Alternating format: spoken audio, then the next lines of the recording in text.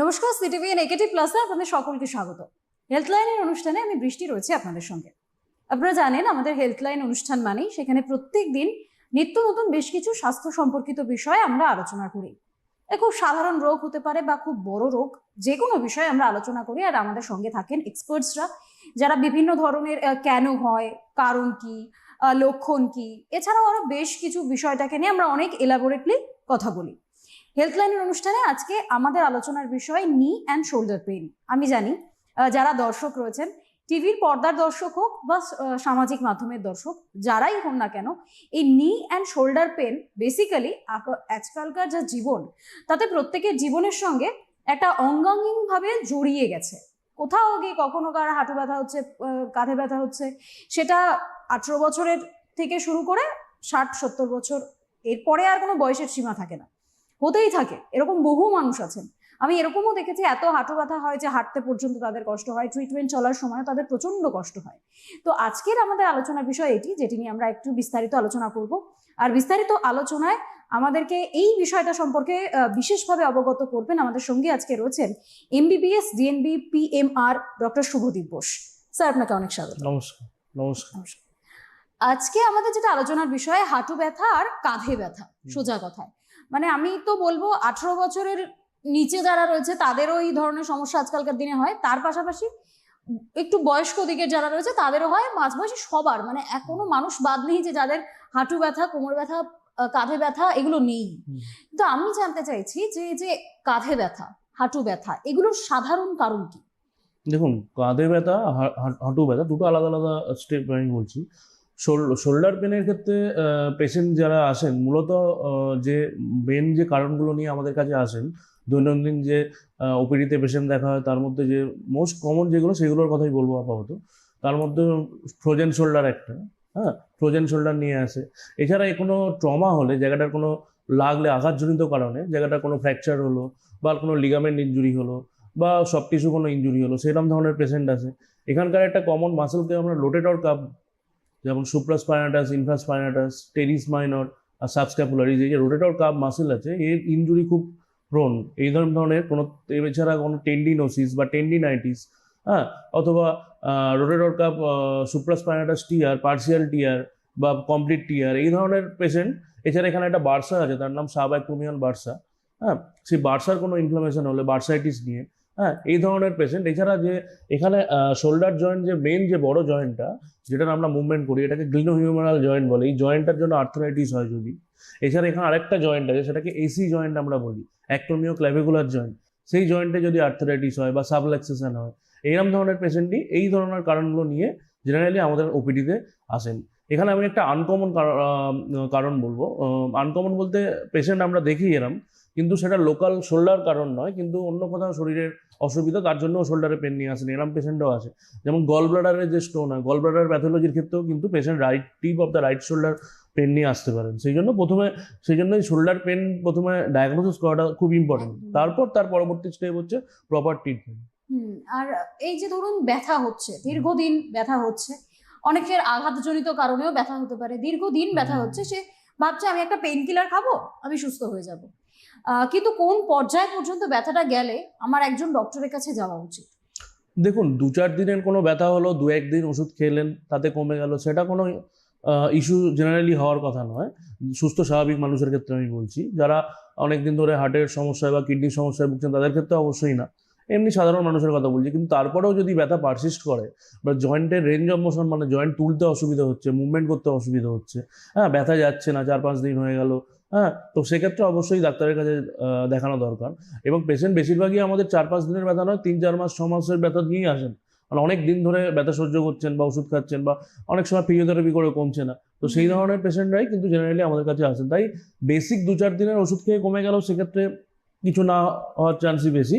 এবং এরপরেও যদি পেন পারসিস্ট করে বা জয়েন্টের মুভমেন্ট আস্তে আস্তে কমে যায় বা জয়েন্ট তুলতে পারছে না, তো সেই ধরনের সমস্যাগুলো যদি পারসিস্ট করে, তাহলে অবশ্যই প্রয়োজনীয় ডাক্তারবাবুর সাথে যোগাযোগ করে ট্রিটমেন্ট করানো দরকার। আর আপনাদের এই যে ধরুন ব্যথা হচ্ছে, দীর্ঘদিন ধরে ব্যথা হচ্ছে, কোনো যাদের এই ধরনের পেন গুলো হচ্ছে তারা তো আপনাদের কাছে যাচ্ছে, এই যে ফার্স্ট ডায়াগনোসিস আপনারা কিভাবে শুরু করেন, মানে কোন পর্যায় থেকে শুরু হচ্ছে বিষয়? প্রথমে পেশেন্ট আমাদের কাছে এসে বলেন যে শোল্ডার পেন হচ্ছে, শোল্ডারটা নিয়ে প্রথম বলছি আমি, তারপর আমি একদম detail- একদম।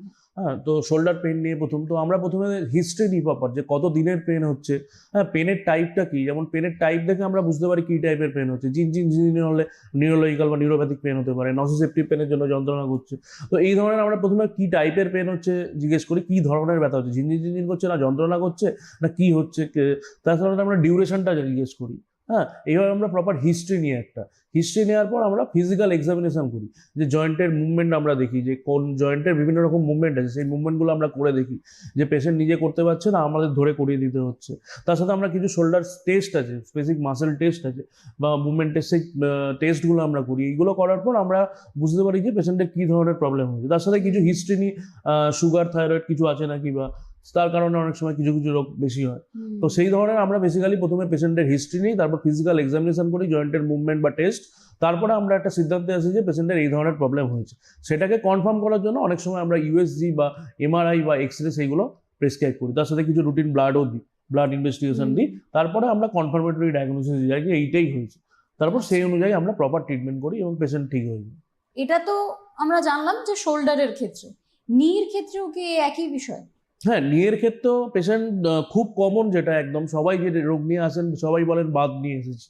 তো আরেকটা জিনিস যেটা বলার, যে সব শোল্ডার পেন কিন্তু ফ্রোজেন শোল্ডার নয়, বা সব নি পেনই কিন্তু বাদ নয়। বাতের পেন। তো পেশেন্ট অনেক সময় এসে বলেন যে আমার বাদ হয়েছে, হাঁটু ব্যথা, আমি কি করবো? তো আমরা অনেক সময় এক্সামিনেশন করে বা হিস্ট্রি নিয়ে দেখি বাদ নয়, অন্য কোনো কারণে হচ্ছে। তো প্রথমেই আমি কিছু কিছু কারণ বলবো, যে কারণ নিয়ে পেশেন্ট বেশি আমাদের কাছে আসেন। তার মধ্যে অবশ্যই বাদ একটা কারণ, অস্টিওআর্থ্রাইটিস।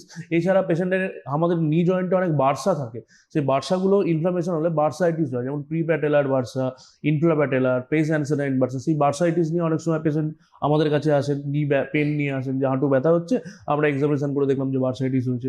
এছাড়া আমাদের যে নিয়ের যে লেগে যায় অনেক সময় হাঁটু, সেক্ষেত্রে কোনো ইনজুরি হলে, কোনো বোন ফ্র্যাকচার হলো, বা এখানে অনেক লিগামেন্ট আছে, সব টিস্যু বা লিগামেন্ট, হ্যাঁ, লিগামেন্টগুলো এসিএল, পিসিএল এগুলো, বা মেনিসকাস, এই লিগামেন্টগুলো অনেক সময় টিয়ার হয় বা ইনজুরি হয়। সেক্ষেত্রেও কিন্তু পা মুচকে গেলে বা কিছু, সেক্ষেত্রে হয়তো এক্সরে করে দেখা গেল কিছু হয়নি, কারণ বোন ঠিকঠাক আছে, কিন্তু ভিতরে সব টিস্যু কোনো ড্যামেজ হয়েছে। এই ধরনের পেশেন্ট অনেক সময় আসেন আমাদের কাছে। এছাড়া অনেক অন্যান্য রোগ আছে যার কারণে নি পেন হচ্ছে, মানে শুধুমাত্র হাঁটু প্যাথোলজি নয়, যেমন রিউমাটয়েড আর্থ্রাইটিসের ক্ষেত্রে রিউমাটোলজিক্যাল যে প্রবলেম, গাঁটে গাঁটে ব্যথা হয়, তার সাথে হাঁটু পেন নিয়েও আসেন আমাদের কাছে। হ্যাঁ, স্পন্ডাইলো আর্থোপ্যাথির কথা বলতে পারি, অ্যাঙ্গালোজিং স্পন্ডিলাইটিস বা রেইটার ডিজিজ, হ্যাঁ, রিঅ্যাক্টিভ আর্থ্রাইটিস, এই ধরনের ক্ষেত্রেও নি পেন নিয়ে আসে। হ্যাঁ, তো এছাড়া গাউট, ইউরিক অ্যাসিড বেড়ে গেলেও অনেক সময় এই অ্যাঙ্কেল ফুলে যাচ্ছে, সোয়েলিং হচ্ছে, তার সাথে নি ফুলে যাচ্ছে, গরম হয়ে যাচ্ছে, লাল হয়ে যাচ্ছে, এই ধরনের পেন নিয়ে আসে। তো এরকম অনেক কারণ আছে। এই যে কারণগুলো বললাম, এইগুলো হচ্ছে মোস্ট কমন, যে পেশেন্টরা আমাদের ওপিডিতে ভিড় করেন বা আসেন, এই কারণগুলোর মধ্যেই বেশিরভাগই থাকেন। এর বাইরেও অনেক কারণ হচ্ছে, সেগুলো বললে অনেক সময় নষ্ট হতে পারে। এইগুলো হচ্ছে মোস্ট কমন যে পেশেন্টরা আসেন, তাদের এই কারণগুলোর মধ্যেই বেসিক্যালি ডায়াগনোসিস হয়, তারপর তার পার্টিকুলার ট্রিটমেন্টটা তারপরে স্টেজে। আচ্ছা, এবার আসা যাক তাহলে চিকিৎসার পদ্ধতিতে। আমরা জানি যে শোল্ডার আর নি, যেটা দুটো একদমই আলাদা পার্ট বডির, আর চিকিৎসা পদ্ধতিও কি আলাদা, নাকি একই ধরনের চিকিৎসা পদ্ধতি হয়? বা আমি যদি শুধু শোল্ডারের ক্ষেত্রে বর্তমানে আলোচনা করি, ঘাড়ের ক্ষেত্রে, কাঁধের ক্ষেত্রে কি ধরনের চিকিৎসা পদ্ধতি রয়েছে? ফার্স্ট স্টেপ অবশ্যই চিকিৎসা শুরু করতে গেলে প্রথমে ডায়াগনোসিস করা খুব জরুরি, যে কি হয়েছে, তারপরে চিকিৎসা। প্রথমেই আমরা একই কথা বলবো, হিস্ট্রি নিই, তারপর ডায়াগনোসিস এক্সামিনেশন করি, তার সাথে আমরা কিছু ইনভেস্টিগেশন করি, এমআরআই বা কিছু যদি লাগে, বা রুটিন ব্লাড এক্সামিনেশন। তারপরে আমরা কিছু ওষুধ প্রেসক্রাইব করি, ব্যথা কমানোর কিছু ওষুধ। তার সাথে ক্রনিক পেনের জন্য আমরা কিছু ব্যথা কমানোর ওষুধ ছাড়াও আমরা কিছু ওষুধ দিই, যেগুলো ভালো কাজ করে। হ্যাঁ, এই ধরনের কিছু ওষুধ দিই। তার সাথে আমরা এক্সারসাইজ প্রেসক্রাইব করি, হ্যাঁ, জয়েন্টের ক্ষেত্রে বা এই যে শোল্ডারের প্রবলেমের ক্ষেত্রে।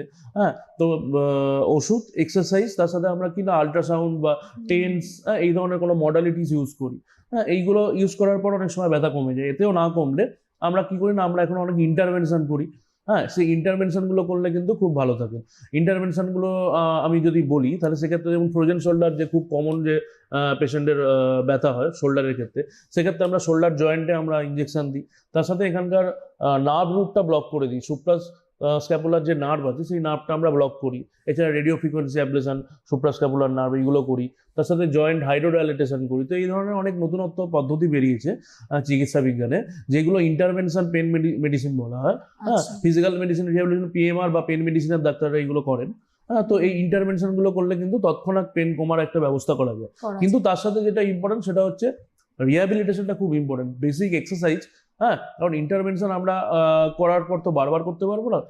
লাইফস্টাইল ম্যানেজমেন্ট, বেসিক এক্সারসাইজ সেইগুলো কিন্তু খুব ইম্পর্টেন্ট, সেগুলো কিন্তু লং টার্মে মানে করে কোনো যেতে হবে। যাদের রোগটা হচ্ছে, যে প্রচন্ড ব্যথা হচ্ছে, সে যখন আসবে আপনার কাছে, আপনি তৎক্ষণাৎ মানে তখন অন্তত তাকে স্বস্তি দেওয়ার জন্য একটা ট্রিটমেন্ট করে দিতে পারেন। হ্যাঁ, সেটা তো করাই যায়, তার জন্য ওষুধ আছে, এক্সারসাইজ আছে, অনেক এই যে সময় অনেকে মডালিটিস আছে না যে বললাম। পেইন কিলার এনে খেয়ে নিচ্ছে, পেইন কিলারের বিষয়টা পেইন কিলার সবসময় ডাক্তারের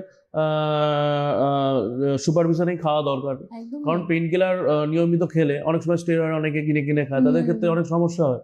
হ্যাঁ, তাদের ক্ষেত্রে অনেক অস্টিওপোরোসিস হয়ে যেতে পারে। হ্যাঁ, বা স্ট্রেস বা ফ্র্যাকচার কিছু অনেক ক্ষেত্রে হিপ টিপের ক্ষেত্রে।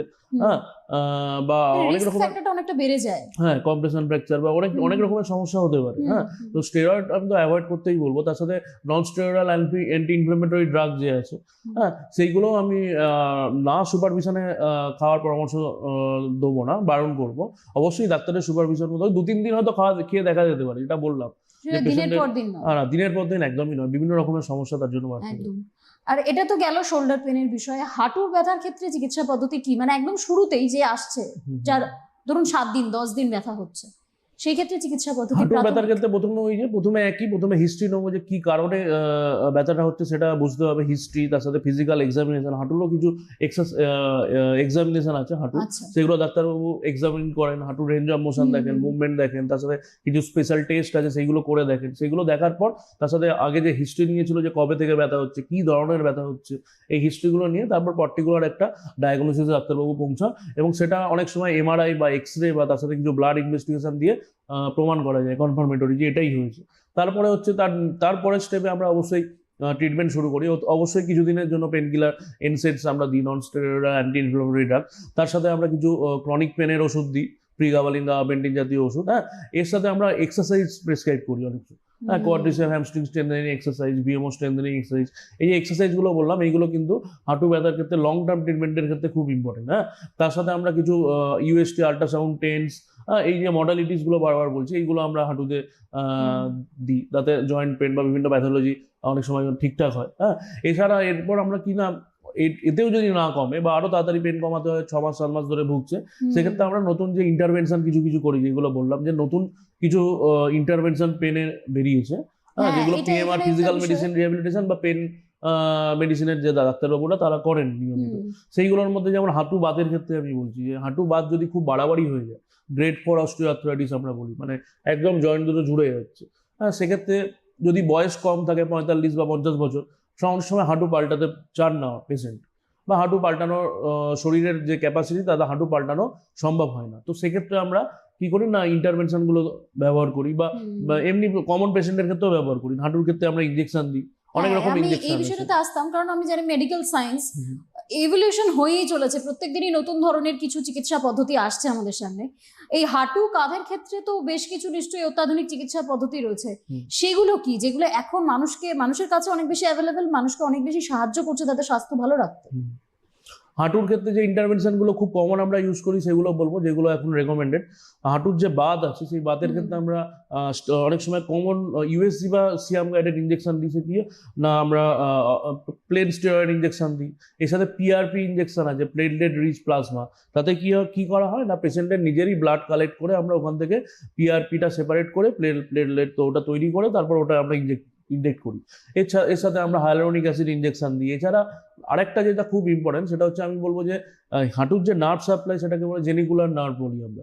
সেই নার্ভটাকে আমরা ব্লক করে দিই অনেক সময়। প্রথমে একটা লোকাল দিয়ে ব্লক করে আমরা দেখি, যদি ব্যথা কমে তাহলে পার্মানেন্টলি আমরা আরএফএ করে দিই, রেডিও ফ্রিকোয়েন্সি অ্যাবলেশন।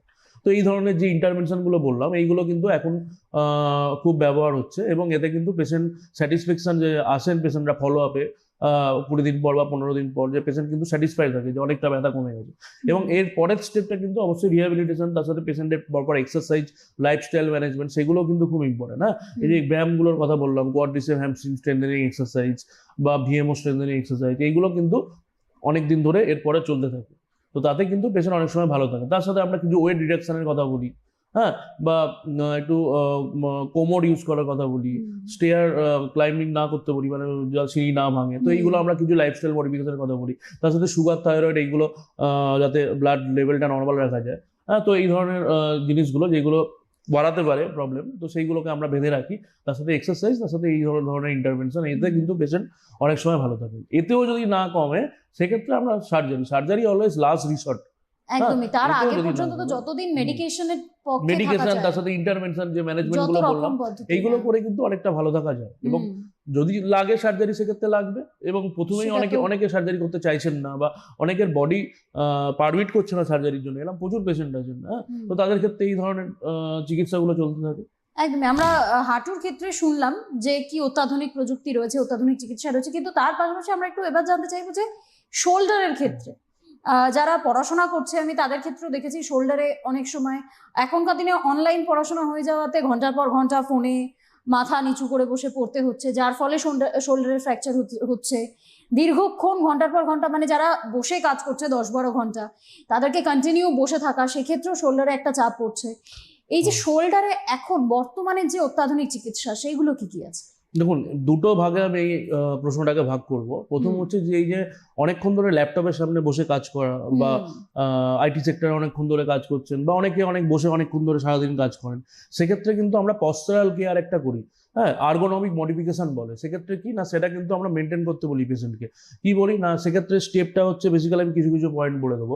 ল্যাপটপের সঙ্গে যাতে চোখের ডিস্টেন্সটা সেম লেভেলে থাকে, ল্যাপটপের যে স্ক্রিনের লেভেলটা, চোখের লেভেলটা যাতে সেম ডিস্টেন্সে থাকে, হ্যাঁ, এই সোজা হয়ে বসতে হবে। এখানে একটা আর্ম রেস্ট থাকবে চেয়ারে, ফুড রেস্ট থাকবে, হ্যাঁ, আর ব্যাক রেস্ট থাকবে।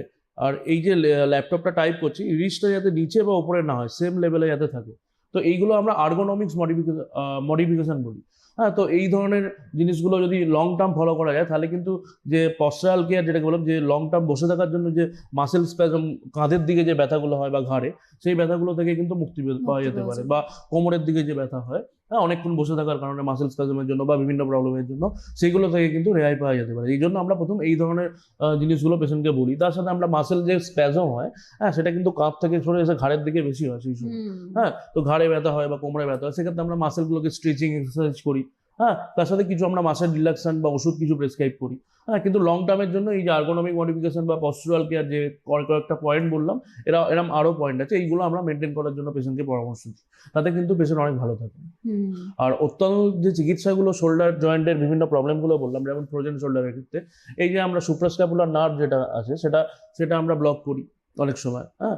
এছাড়া আমরা আরএফএ করি, রেডিও ফ্রিকোয়েন্সি অ্যাবলেশন করি।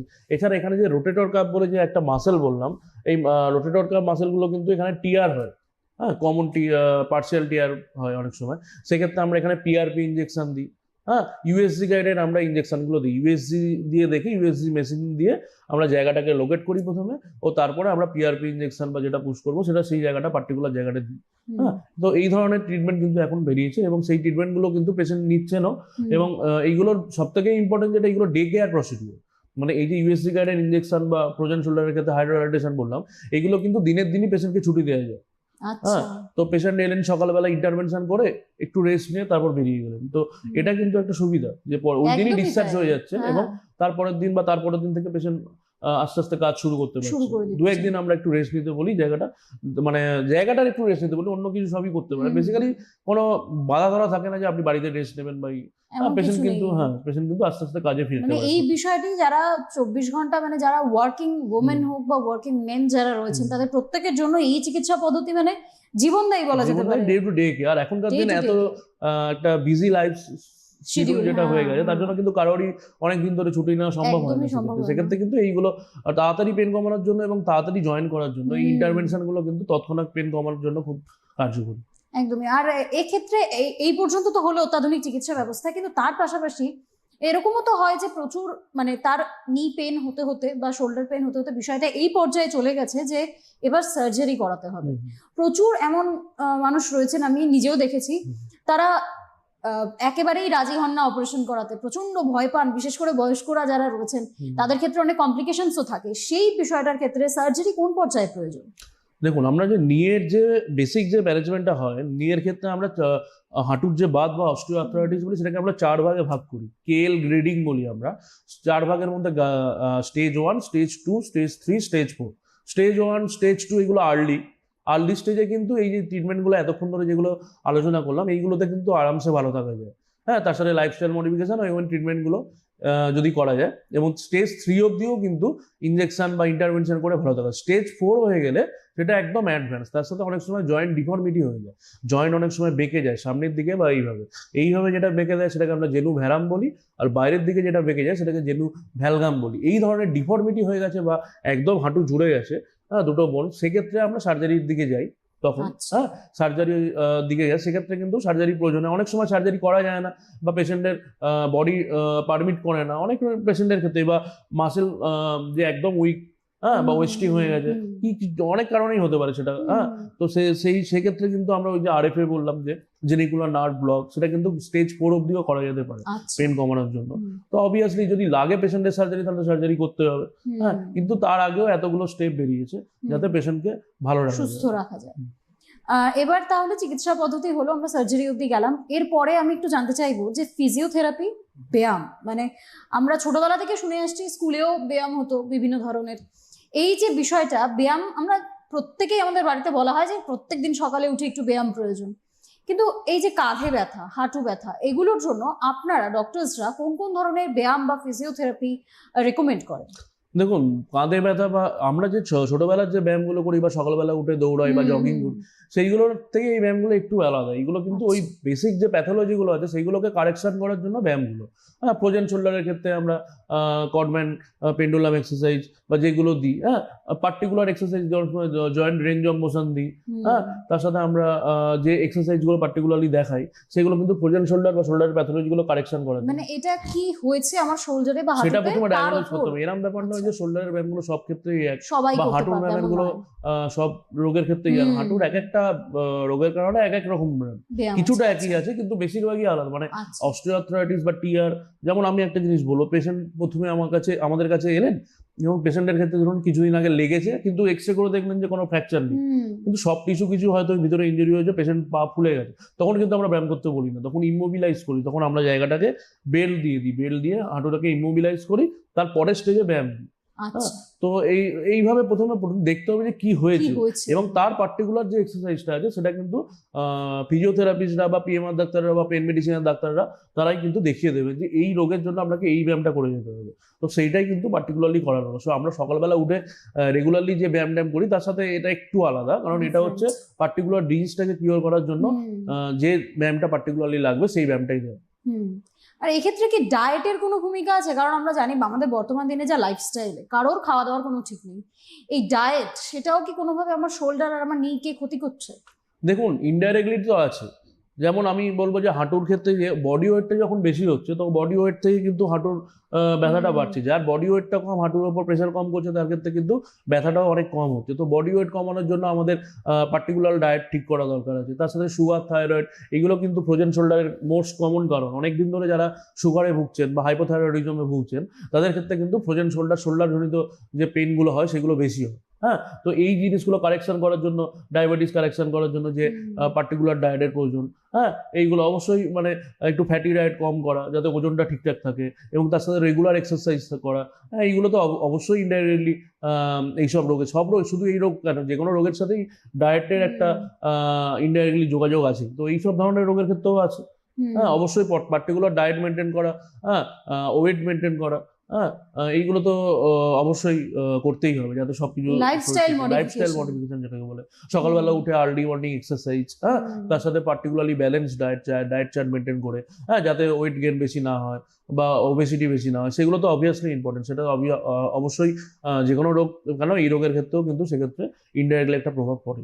একদমই। আর আমি একটু চাইবো যে দর্শকদের ক্ষেত্রে, আমি জানি যারা টিভির পর্দার পিছনে রয়েছেন তাদেরও, আর সোশ্যাল মিডিয়া থেকে যারা দেখছেন তাদেরও, এই কাঁধে ব্যথা, হাঁটুতে ব্যথা, ধরুন পড়ে গিয়ে 2 দিন আগে ব্যথা পেয়েছে, সেই ব্যথা 2 দিন ধরে চলছে, এরকম বহু ঘটনা আকছার হয়ে থাকে। আপনি তাদের ক্ষেত্রে প্রিভেনশন কি বলবেন? যে ধরুন কারোর ব্যথা লেগেছে, সে কি করবে বর্তমানে? দেখুন, প্রথমেই একটা জিনিস বলবো যে পড়ে গিয়ে যে ব্যথাগুলো হচ্ছে সেক্ষেত্রে কিন্তু ফিজিওথেরাপি প্রথমেই লাগে না। প্রথমে জায়গাটার মুভমেন্ট বন্ধ করতে হবে। আমরা প্রথমে রাইস থেরাপি বলি, rest, immobilisation, cold compression, limb elevation. হ্যাঁ, RIC, রেস্ট মানে জায়গাটা রেস্ট দিতে হবে। ধরুন কেউ পড়ে গিয়ে হাঁটুতে লাগলো বা শোল্ডারে লাগলো, তাহলে কি হবে? 2-3 দিন ধরে প্রচন্ড ব্যথা করছে, ডাক্তারের কাছে আসার আগে যে টাইমটা আছে সেটা নিজে কি করবেন, সেক্ষেত্রে কি জায়গাটা রেস্ট দেবেন, জায়গাটার যাতে মুভমেন্ট না হয় বেশি। হ্যাঁ, আর বেল্ট পরতে হবে পার্টিকুলারলি, যাতে সেই জায়গাটার মুভমেন্ট না হয়। হাতের ক্ষেত্রে আর্ম পাউচ এইভাবে করে থাকতে হবে যাতে হাতের মুভমেন্টটা না হয়। তার সাথে রেস্ট, তার সাথে আইস কম্প্রেশন, বরফ সেক দিতে হবে, এবং তার সাথে লিম্ব এলিভেশন বলে যখন শোবে যদি হাঁটুর নিচে হয়, হাঁটুর নিচে একটা বালিশ দিয়ে দিলে হাঁটু যদি উঁচুতে থাকে বা হয়। হ্যাঁ, তার সাথে মুখে একটু ব্যথার ওষুধ। এই হচ্ছে পার্টিকুলারলি আমরা ফলো করি, রাইস থেরাপি বলি। এটা কিন্তু কারোর যদি লেগে যায় হুট করে, ডাক্তারবাবুর কাছে 2-1 দিন পরে গেলে, তো মাঝখানে কিন্তু এই রাইস থেরাপি করতে পারেন। তাহলে কি হলো, জায়গাটা রেস্ট দিতে হবে, মুভমেন্ট কম করতে হবে, বরফ সেক দিতে হবে, আর একটু ব্যথার ওষুধ খেতে হবে। তো এটা 2-3 দিন করা যেতে পারে।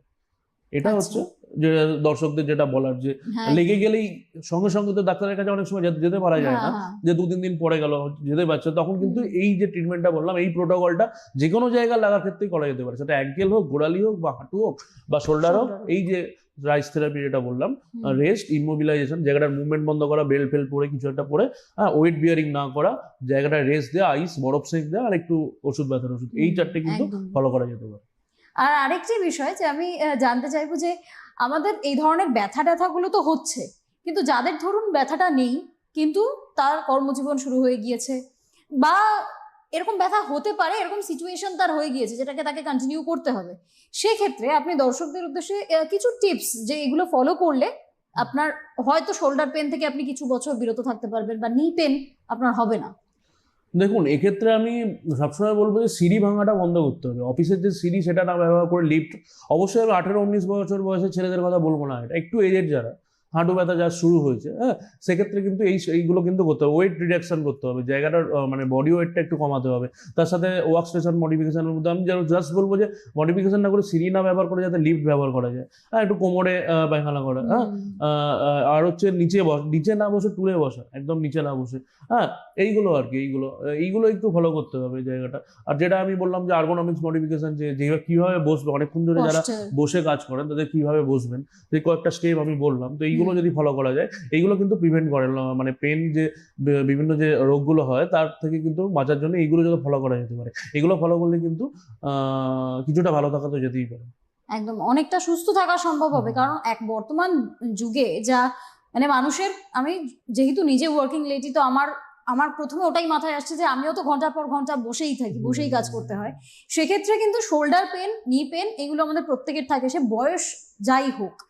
সেসব ক্ষেত্রে ডক্টরস যেগুলো বললেন, যেসব পোস্টারের কথা বললেন, বসার কথা বললেন, কিভাবে বসতে হবে, ল্যাপটপের আই কন্ট্যাক্ট কতটা, কোন জায়গা পর্যন্ত থাকতে হবে, সেই সমস্তটাই কিন্তু ডক্টর আপনাদেরকে বললেন। তো আপনারা ডক্টর যা যা বললেন, যা যা প্রেসক্রাইব করলেন, আমি বলবো এখানে, কারণ ডক্টর একদম পুঙ্খানুপুঙ্খ ভেঙে সমস্তটা আপনাদেরকে বুঝিয়ে দিয়েছেন যে কিভাবে বসলে, কিভাবে আপনার শোল্ডার সোজা রাখলে, কোমর সোজা রাখলে, বা কোন পশ্চারে বসলে আপনার ব্যথা হবে না, কাঁধে ব্যথা হবে না, হাঁটু ব্যথা হবে না, সেই সবটাই বলে দিয়েছেন তিনি। তাহলে ডক্টর যা বললেন সেই মতো, সেই ডায়েট, সেই রুলস, সেগুলো ফলো করুন, নিজেরা সুস্থ থাকুন, ভালো থাকুন।